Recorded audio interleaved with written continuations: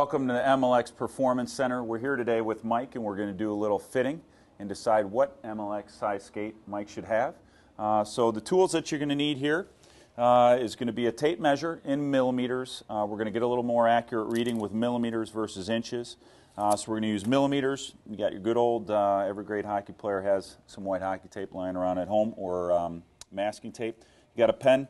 And then I use this is my straight edge, so I can get it up to his toes and get an accurate reading on the length of the foot. So first thing we're going to do is find something straight that Mike can put his foot up against. And he pushes his foot all the way back. He's going to lift up his front toes. We're going to put the tape right underneath those toes so we can get an accurate reading on his longest toe. The second toe here is a little bit longer than his big toe. We're going to bring the straight edge in here.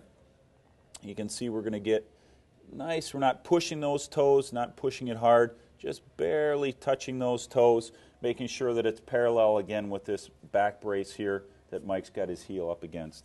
So once we have that parallel, just barely pushing it on there, we're going to get an accurate reading, okay, of what exactly that big toe is. So we got a marking on there. Then you can come back and draw a little bit firmer of a line in there. And that tells us exactly how long his foot is. So then from there, but before we go, actually, this is a great foot to actually show a person that has a problem with this area right in here in the arch.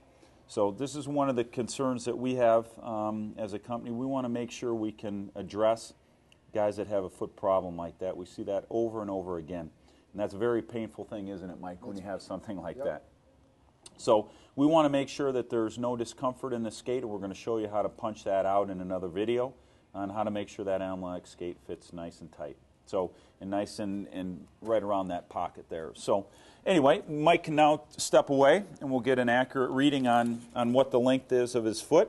We're going to put the tape measure there, again, in millimeters, not in inches.